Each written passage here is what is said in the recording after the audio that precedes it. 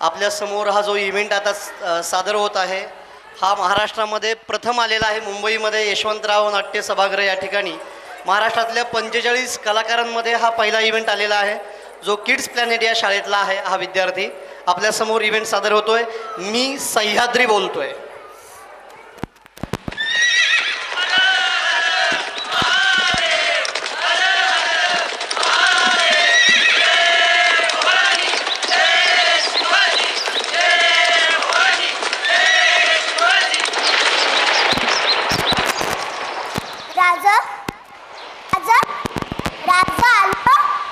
गेली 350 वर्ष हा आवाज माझ्या कानात येतोय।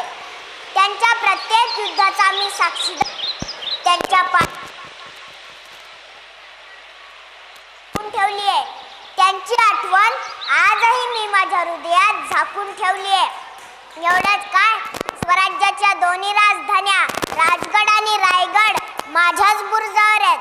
शिवरायांनी महादेवाच्या पिंडीवर रक्ताभिषेक करून स्वराज्याचं पहिलं तोरण माझ्या शिखरावर बांधलं। मी पाहिलाय तो रक्ताचा थेंब, ज्यात आई वडिलांचं स्वप्न पूर्ण करण्याची ऊर्जा होती। अरे 18 पगड जातीला सर्व धर्मांना सोबत घेऊन लढणारा, सर्व धर्माचा आदर करणारा राजा शिवबा होता। म्हणून प्रत्येक मावळा लढताना शिवबाच होऊन लढत होता। मी पाहिलंय अफजल खान शिवरायांना मारायला चालून आला होता। पाठीवरची वाट करून त्यानं दगा केला होता, पण शिवरायांनी त्याची चाल ओळखली, बिचवा बाहेर काढला। अफजलला टरा फाडला। अफजलने मोठ्याने ओरडला, दगा दगा दगा। हे ऐकून साहेब बंडा शामियान्यात घुसला। त्याला समोर शिवबा दिसला। त्याने शिवरायांवरती वार केला, पण शिवबा महाले धावून आला। ज्या हाताने वार केला तो हातच कापून बाजूला केला। म्हणून म्हणतात, होता जीवा म्हणून वाचला शिवा। अरे सिद्धी जोहरने तर कहर केला, पन्हाळ्याला वेढा दिला, पण शिवा काशीने पर्याय दिला। शिवाजी होऊन शत्रूच्या गोठ्यात गेला।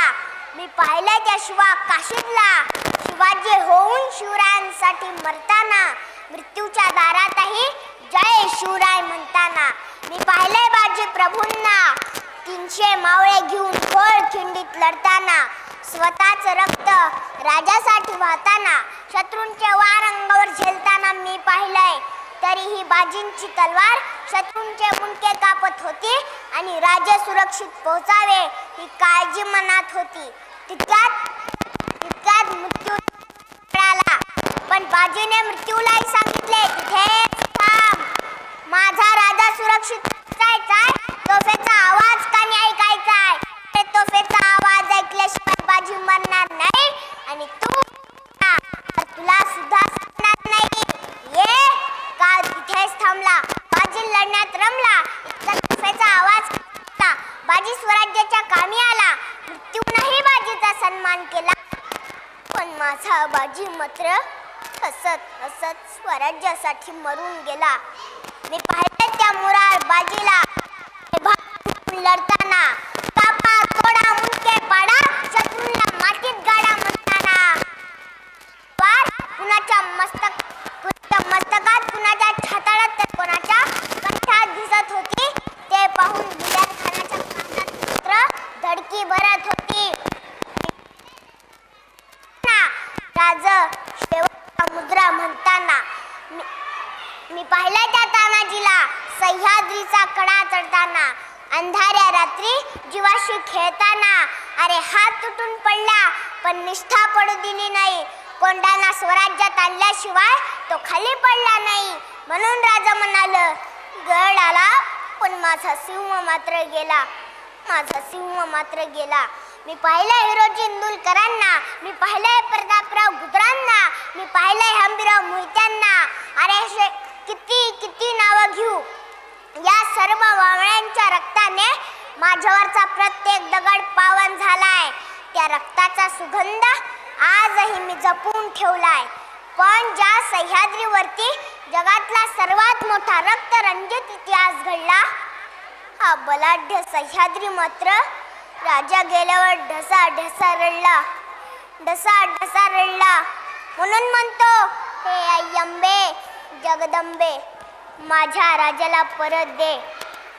हे 33 कोटी देवांनो, माझ्या राजाला द्या. वर या सह्या